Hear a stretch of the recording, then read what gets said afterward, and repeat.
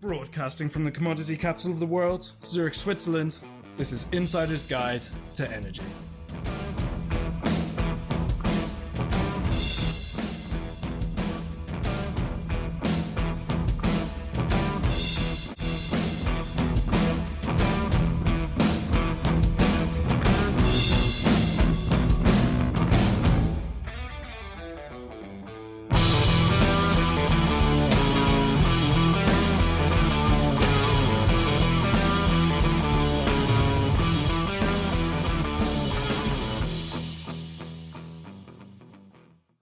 Welcome to Insider's Guide to Energy. I'm your host, Chris Sass, and with me today is Gareth Dauley, founder and chief executive officer of the KOE Group. Gareth, welcome to the program. Hey, Chris, how you doing? I am doing fantastic this afternoon. We are on a podcast recording, and that's always my favorite part of my day. What are we going to be talking about today? So I'm going to talk about the perspective of European, mostly co-located solar, battery, and wind energy. So renewables in the European space. Renewables in the European space. Well, we do a lot of that in Insider's Guide to Energy, so hopefully we get there. Why don't we start a little bit about who you are professionally? Thank you for number one, getting me on the podcast. Number two, professionally me. So I had originally it was an energy trader, commodities. Then I went to a well-known engineering firm called Honeywell to lead their European efforts for smart grid and smart tech, or as we know now, clean tech. From there, I went to be one of the founding members of a massive UK startup called LimeJump. There was three of us sitting around the desk to growing it to a massive exit, which was with Shell Energy in 2019. From there, I started my own energy consultancy, consulting for giants like EDF Energy and some of the big distribution network operators. And then I went into the development path. I went to China, saw what's going on in China, how they're developing batteries, solar, and wind, and thought actually I can do that myself. So went through there, done a development company, and I got bought by an American company called Pacific Green Technologies, where I was vice president or executive vice president for there. And then after a year, I exited. I started to do it all again, and that's where the KO Group come from. And I can't take claim for the name. It was my kids. They was like, "Daddy, you're king of energy," and I was like, "Perfect. Let's go from there." That's a good starting block. Awesome. So pretty rich history. It sounds like you've been doing renewables for quite some time, have some experience there. Where are we at today? What kind of projects and things are you excited about? Super excited about co-location, solar and battery. It's something I've been doing for about a decade now. But one of the best thing is that we're trying to hit net zero. We're trying to build upon getting to a renewable future and electrification of the future. But what we've got to look at is how do we connect these projects to the grid? There is enough energy in the world to give everyone what they need, but it's just at the right time. So your listeners most probably know you got a duck curve, which is, it's no energy at night, midday, nighttime. UK was slightly different. We have 4 seasons of weather a day, it feels. So it's not always sunny in the summer and it's not always rainy in the winter. But the gaps and the nuances between this, that's where the battery starts to really work its magic. And to kind of balance your battery and your solar projects together, it's new frontier type of stuff. We've had standalone solar, which has been subsidized, and now it's unsubsidized. We've now done standalone battery, which hasn't been subsidized but helps maintain the grid. But putting these two assets together is going to create a new breed of potentially securities-backed PPAs, looking at higher yield for your investment. And it's also looking about greater grid stability to kind of compare yourselves, not quite yet, but to like a stable outputting power plant, such as nuclear or coal. Yes, there's going to be fluctuations, but that's where the battery kind of fills in the gaps for the solar. So we're talking grid scale battery, or are we talking behind the meter? So you're grid scale. So you're working with utilities. Yeah, grid scale batteries. Do commercial as well, but I prefer the grid scale stuff. That's the more exciting area where I kind of focus on. For the commercial side of it, behind the meter, it's a fantastic tool for load shifting. But again, it's just finding the right profiles for the right company.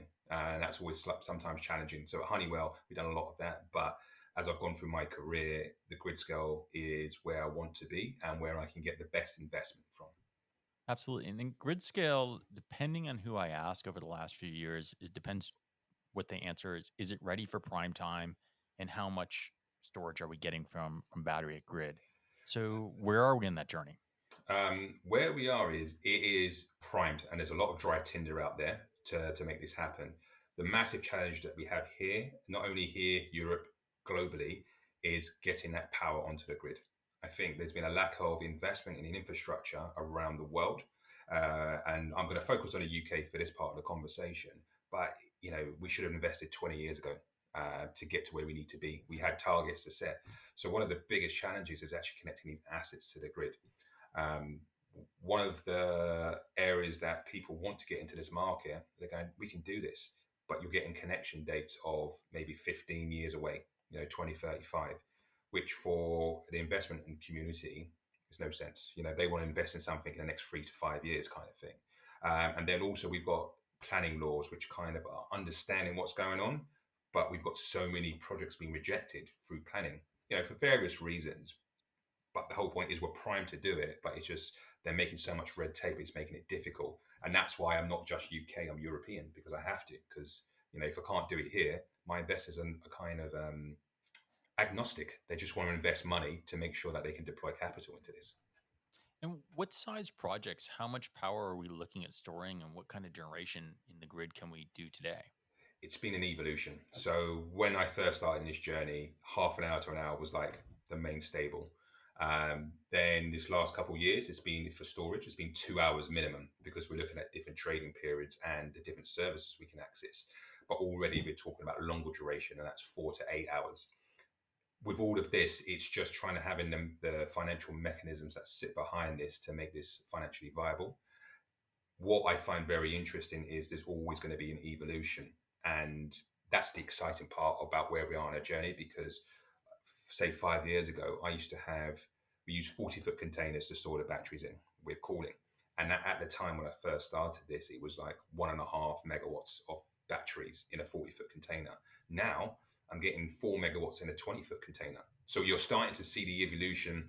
The price of batteries are coming down, and the good, the bad, and the ugly is China is a world leader at this, and they've got the best technology in their opinion, but also the best price to deliver. And they've also been bankable by lots of kind of not only UK, European banks, but world banks to deliver these projects.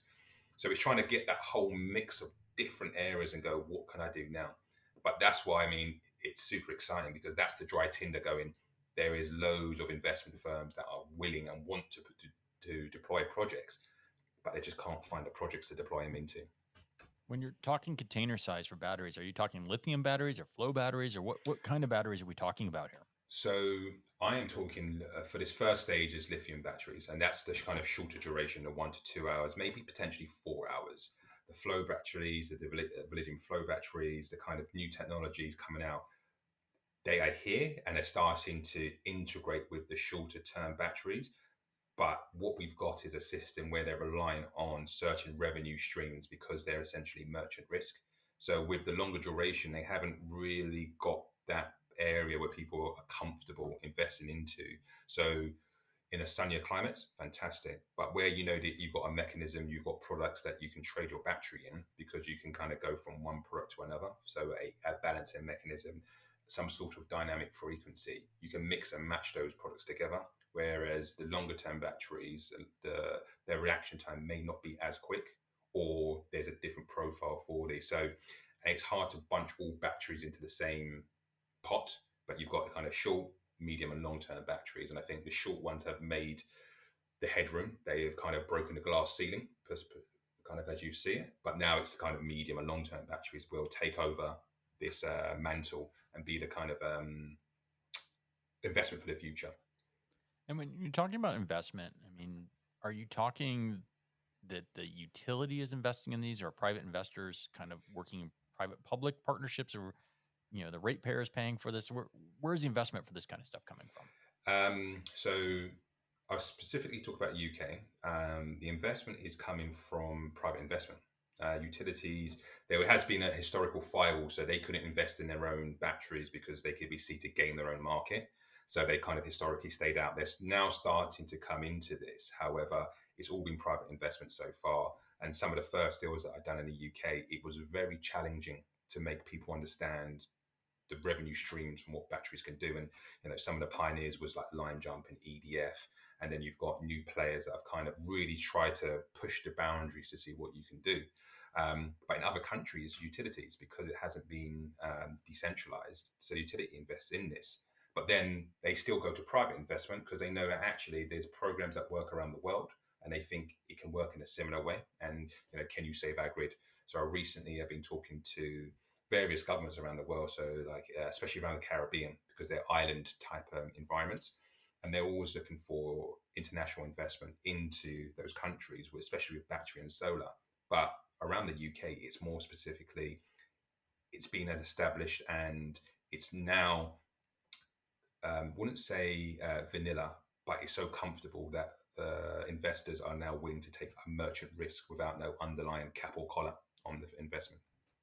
Now, in the US, what I know from the batteries is interconnecting is the problem. And so you said earlier in your comment, you said 2035 or some time out to get batteries in.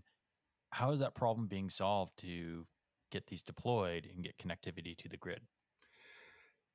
Very good question. So the policy is changing rapidly in the UK, and I actually quite like it because effectively what they are saying is use it or lose it. And before, battery was classed as a generational asset, so it used to generate. Well, actually, a battery doesn't generate any energy, so it kind of imports and exports. So now they're kind of classing the battery as its own asset class, and going, if we see movement, we can prioritize, in theory, to put the batteries online because it saves reinforcement costs going down upstream or downstream. So that's where it's kind of, you're seeing the policy shifting and changing. And I think a lot more countries are now seeing that the battery is more of it's going to help the grid rather than hinder the grid. And what's the life expectancy of a project at this kind of scale to deploy new batteries today Yeah. and charging, discharging all the time, whatever to balance the grid? How long are these projects slated to last? So, very good question. So, to from start to finish, it's about 2 years to get a battery up and running and earning revenue. In terms of the life expectancy, the batteries essentially, say there was 100 megawatts of power. You always have 100 megawatts of power, but it would be for the duration. So it may be 1 hour, say it's 2 hours or 1 hour for argument's sake. Over the years of discharge, like many of our phones, especially if you've got an iPhone, it essentially still gives you full power, but it will last for, say, 45 minutes. So you've only got one trading period rather than two. The beauty about batteries, what we're trying to do is most people oversize them slightly because you always need a depth of discharge left at the bottom. So on average, the warranty is about 10 years that it would last. And that's with the profiles that you make with the optimization companies. However, because they're not getting fully discharge every day, the earliest, the companies that put batteries in 4 or 5 years ago, they think they've got another 3-4 years on top of that 10 years for what's going on. So that's really cool in that regards, that even though the newer, later technology will have a longer duration, the older technology is still doing overperforming of where we've all estimated to be. And how is this working with more traditional base loads? So as you try to get rid of hydrocarbons or coal or other technologies, um, is it making a difference? Are we seeing a change so far in production for baseload? Very good question. It's challenging because batteries are most effective when they can get like load shifting. So to decarbonise what we're doing, it's if they're paired up, and this is where the colocation comes in. So with the colocation, say you got an average of, in the summertime, 8 hours of solar use, the battery would top it up by the duration that you get the battery for. So you could potentially have 10 hours of energy use where a couple of hours go into the battery and then deploy at, say, evening time. So you still got that base load. One thing with the longer durations, that will start to help in the future and give us a 24-hour base load. However, with solar, it's the same thing. If a cloud happens, it happens. It's going to divot your kind of power output. And also wintertime, we still haven't found that miracle button yet to kind of push to go, yeah, we need more sun in the winter. Where can we get it from? But you mentioned that you're not just in the UK. So when I think of UK, I think cloudy, rainy days a lot of the time. A lot of the time. Then when I think solar projects in Europe, I think south of Spain and happy sunny days. How is this balancing out across the region? So two points there. I think number one, solar technology is getting far more efficient. So bifacial kind of solar panels are coming on, which is giving you far more efficiency. And there's the same size panel, but they're giving you, I think originally it was a 200 watts per panel. Now you can get like 800 watts per panel, same size. So that's a great thing. But a bit like America, we're all interconnected, but we're not.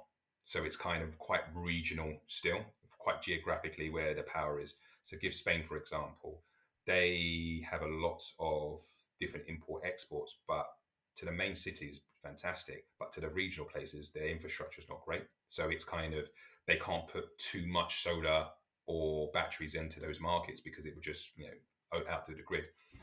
Recent was in Italy. I'm looking at, they kind of split into two regions, north and south. Whereas south, you'd think all of Italy is sunny, but actually the southern bit, like southern parts of Rome, that's the kind of premium market. And then up north, because it's in the shadow of the mountains, in theory, you get less sun. So it's kind of, you've got to work out all these different nuances between each country. Like Poland, fantastic, one of the biggest growth markets in Europe. But again, they've got a similar kind of climate to the UK. So it's about trying to balance all of these out. And these small areas are what we kind of look at for yield. So we look at the kind of sun, the yield, all of this kind of stuff. And you mentioned co-location. We had that in the pre-call as well as something Yeah. that I want to talk about. We're talking quite a bit about batteries. We're talking solar, but there's other renewables that could be in here, such as wind. How do these three kind of play together or off each other? So the reason why I talk about battery and solar so much is the time to deploy and time to make money from them. With wind, slightly more challenging, potentially up to 7 years to start to finish to electrify a wind plant. But these working in sync actually works super well because any excess, you kind of balance, it's a self-balancing mechanism in terms of the wind is going, any excess can go into the battery with the sunny, windy day, perfect. We've got excess energy going onto the grid.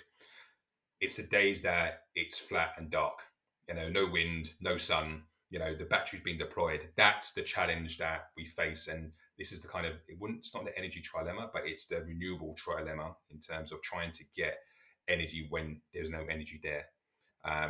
So we're always going to need some sort of base load to keep all countries going. But I feel that once we start to do more and more deployment, it's about balancing the grid, and it's a fine act because this is what I say to the governments when I do it. So don't feel out of place here. The UK's grid, we go at 50 hertz.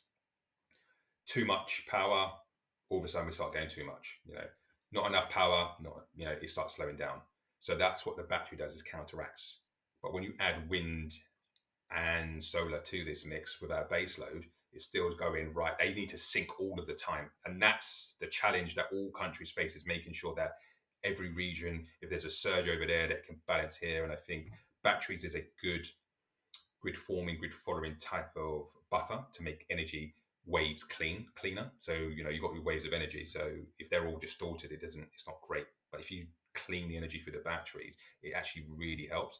And then secondly, it's the challenge of, there are different sources. You've got hydrogen that we're looking at. So any excess energy goes into hydrogen, long-term storage. We've got hydro, we've got biofuels. So there's all these other mixes coming in, but I've got to be realistic in terms of the commercialization and what the financial industry feel comfortable. So as an engineering type brain and kind of want to do renewables, it's fantastic. But the reality is I've got to mix the engineer brilliance with financial nous to bring this together to go, what does that feel comfortable with, and what does that fund? And I guess what exactly, you mentioned a couple of times you talked to governments and you're working with grids and providers or utilities perhaps. What exactly is it, the service you do? Are you engineering this? Are you doing the business side of this? Are you doing the software side of this? Where do you fall into the equation? I've got twofold. So on the initial side, I look at finding spare grid connections in any grid around the world. So that's one of the companies I run.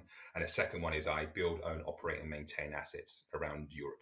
So I build them, own them, operate them, maintain them, and basically get secondary funders in. So I'm a IPP effectively. independent power producer. And that's what I'm going to grow as big and as wide in renewables as possible. And in the early days, you alluded to as well, there were subsidies. Mm. And subsidies, there's arguments that they hurt because when they go away, they're not so popular. There's things like the the IRA in the U.S. where it's really driving and kickstarting a long-term plans in the United States, kind of putting gasoline on the fire, so to speak. What's your opinion on subsidies, and how are the Europeans and the UK handling that for storage? So solar subsidies disappeared. So I think there's still a couple subsidies for wind. However, I compare it to oil and gas. They're still getting subsidized to this day, and they are making billions and billions of pounds of profit. So in one way, yes, it's bad when the subsidies finish, but the second way is we've only got one planet. So if they can invest to make sure that we can have another push, I am actually looking forward to Europe and the UK having an equivalent to the IRA, because that will then drive more competition, more ways of uniquely getting projects done. Because some of the projects I'm looking at now, we're old gas power stations and we're trying to convert them to battery stations, because why not? We don't need the gas. Well, we do need the gas, but we don't need the gas in that way anymore. But if we convert it to a battery system, fantastic. So we're looking at all these kind of innovative ways to make sure that we can deliver a decarbonised energy system. And with the subsidies, it's a kickstart. People aren't, we are subsidy-free solar, subsidy-free batteries. We are doing what we need to do because they're making the products and mechanisms that we still can earn money and make sure that it helps not only the grid, but it also helps us do what we need to do within the grid. And I'll give you an example. I think we have paid out in the UK 350 million for keeping the grid going in terms of renewables. But you compare that to the oil and gas subsidies, it's a pinch of sand on the beach kind of thing. It's nothing. And then on the finance side, I know I just moved back from Switzerland to the US, and interest rates and the Fed have been doing quite a bit to slow down the economy here. How is interest rates playing into the investment for these kind of projects? It's a joke I make all the time, but trustonomics really hurt us in the UK. Essentially, I think before the rapid rise in interest rates, people's expectations, IRRs, and return of investments was incomparable, but they've just linked it straight away. So all of a sudden, we've got to find cost savings to make this, battle against other areas. And one of my funds that I work with, they said, Gareth, sometimes we might as well go and buy a bond. It's a lot safer. So we've always got that, because renewables, big infrastructure. It's not, these massive returns. It's not these crazy kind of numbers. It's quite, teens, very low, but very safe and very kind of long longevity. And so it's trying to realign people's expectations in terms of what you're investing in the long term versus the short term. And if you want the amazing returns of like 100, 200%, renewables is not for you kind of thing. It's more of we're in the teens in terms of IRRs kind of thing, and lower, or return of investment is super low. So it is going to be challenging, and it's not for everyone. But at the same time, I'm seeing there's loads of kind of new ideas that I'm trying to work with, but I have to kind of make sure that they're bankable for now until I don't need the bank's money to do these super cool renewable energy projects. Now, we've also talked a bit with insurance as a way of funding renewable projects and things like that. Are you seeing that kind of avenue as well? Is that part of one of the ways you would consider? Absolutely. So one of the strangest things you said there, Chris, is I with the old company Pacific Green, we built, and it's old public information, and then we sold the project. But it was actually an insurance company that bought the project. So 100 megawatts, they bought the project, which I just goes to show that they are looking at, how they can hedge themselves and how they can kind of align themselves with their kind of ESG targets as well. On that, one of the biggest growth markets I've seen for myself personally is data centers. So data centers use, and I mean all types of data centers, officially use just under 17% of the world's energy. And they are desperate to try and get clean energy into their data centers via private wire or sleeving or anything like that. So that is phenomenal. But as we all go to the cloud, and I'm talking to you across the water in real time, just goes to show that actually it's a growing target market. And so we kind of covered finance. We've covered, what you're doing. Um, and is this really early innings, as I like to say, as American euphemism for baseball? But is this prime time yet? Are the utilities really taking this seriously, and are they allowing you to connect? And are the investors getting there at scale? Are we going to meet the need? We are way behind targets, and we're getting there. I think this is the warm-up act. In fact, this is innings two, baseball terminology. When we get mid innings, that's where the big investors are coming in now.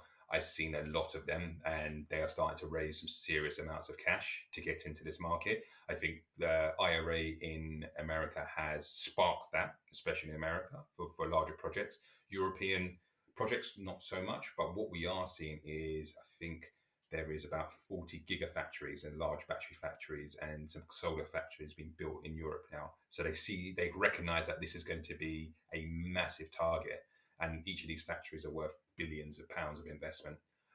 So it's really interesting to see that we're getting there, and I think we're warming up to it. I think this next couple of years will be pivotal, but it's just because of Europe and separate governments. It's about who puts the best policy in place and who makes it easier. The red tape is red tape wherever you go in the world, but at the same time, I feel that we're starting to find more easing of these rules to help us achieve net zero. And these are all distributed assets, so they're spread throughout the grid to balance. Or Yeah, absolutely. are we going to look at a future where, like when I drive around Europe now, sometimes, or some of the Nordics, I see windmills everywhere I look. Not a bad sight, but they are everywhere. Yeah. Switzerland kept them from having them everywhere. I think we had very few living in Switzerland. Am I going to see battery packs on every corner when I'm driving around in the future? That comes down to a real estate. And I think, yes, there's one of my projects that I'm working on now, which is small battery packs, which are like 5 to 10 megawatts distributed around the country. But the reality is prime space is prime space. With renewable energy, especially batteries, you're trying to get as least prime real estate as possible to make it cheaper. So it's not going to be on the corner where you see kind of McDonald's or Tesco's type of thing.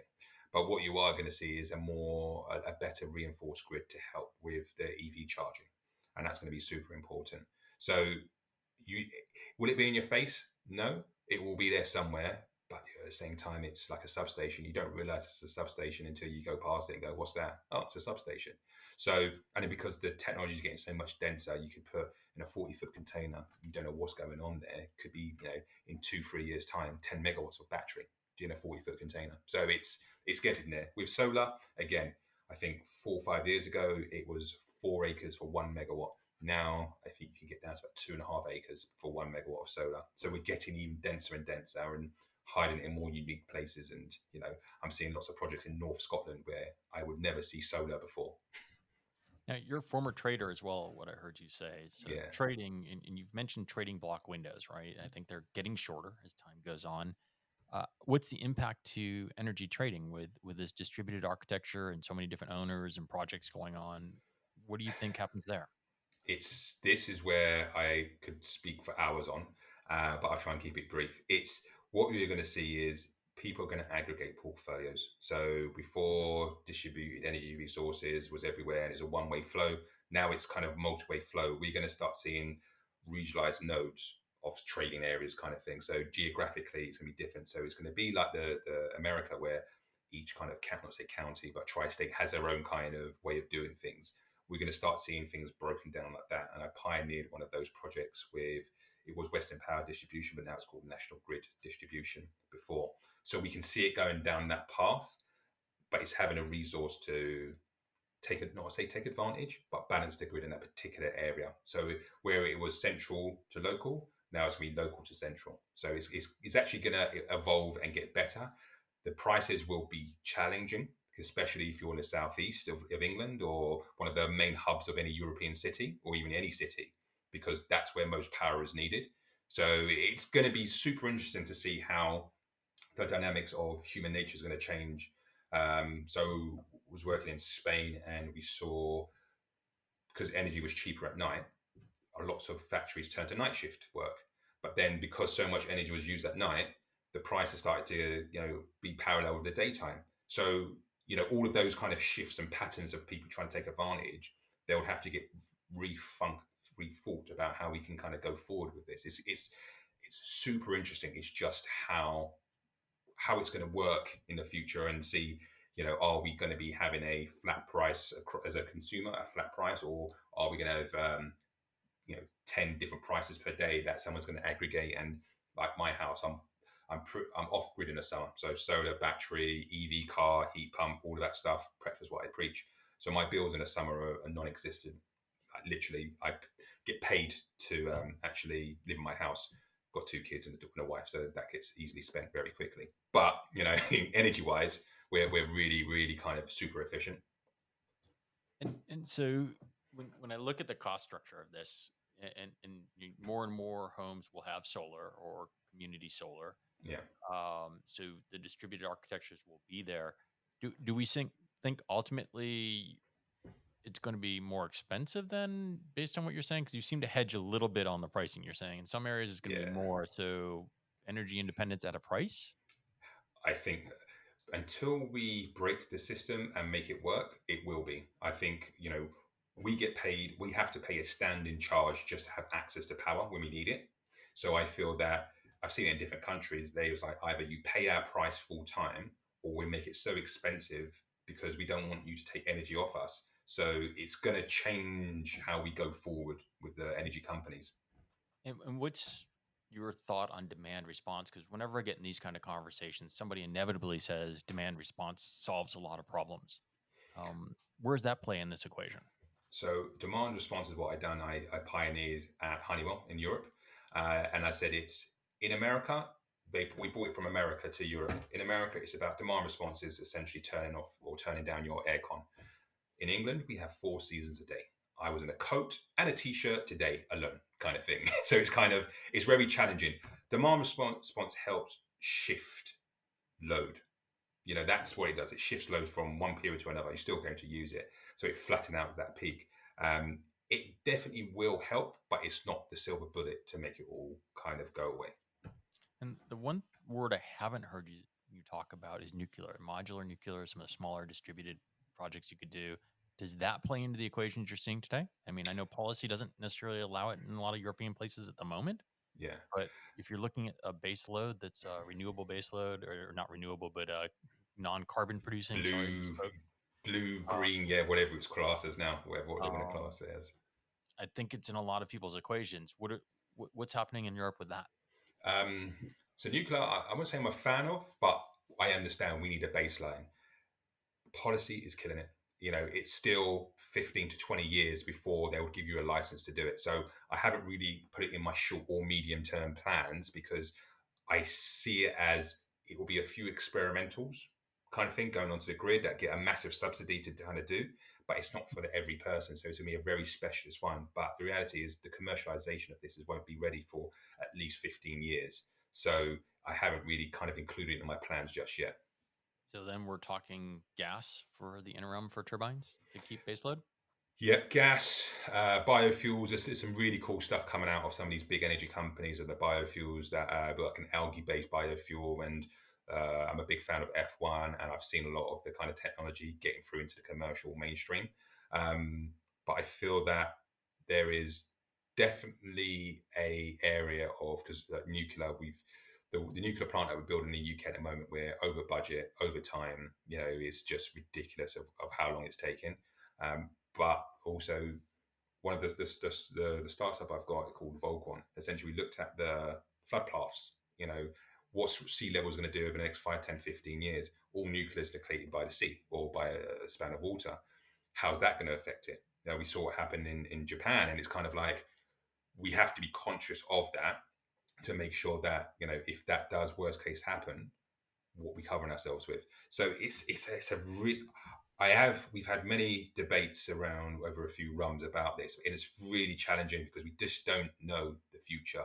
We kind of got all of the mix ready, but it's kind of government policy. So we talked to our government, we've talked to other governments, and for me, it's all hot air. If I could bundle up all the hot air that the government say, we wouldn't need nuclear at all, because there's enough hot air going in every parliament to make power all of our grids. But it's a very difficult question to kind of get into at this moment in time. And then kind of as we pull this together, is the future of energy the kind of power power companies we are used to today and utilities we used to today, or do you think there's going to be more of an internet kind of, buying my power from Google or Amazon down the road type of thing coming down the pipe? 100% agree with that one. I think it's more of it'd be community energy versus central hubs, and I think that's the path we will go, because they will bundle it with all of your infrastructure, your telecoms, your water, your this, that, and the other. Just bundle it all together and go, here's a package for your area. Do you want to be part of it? I see it going that way, and that's a microgrid model that I've loved to see more of. It's just what happens if there's not enough energy to power that microgrid? What's the kind of excess cost that you have to pay? And that's the challenging thing. Well, cool. So as we wrap up here, any final thoughts of bringing together? We've been all over the place. I think we started a little bit about what you do and who you are. And then we've talked about storage and putting it together with solar, and a little bit longer term, maybe wind. How do we bring this conversation together? I think how we bring it together is renewable energy is not a bad thing. It's actually really, really good. I think the only challenge we all have around this world is connecting our energy to the grid. And I think on that point, that's the whole thing we can say is I can have a gigawatt, 2 gigawatts of projects funded tomorrow if I can connect to the grid. But the whole point is those connections are so difficult at the moment.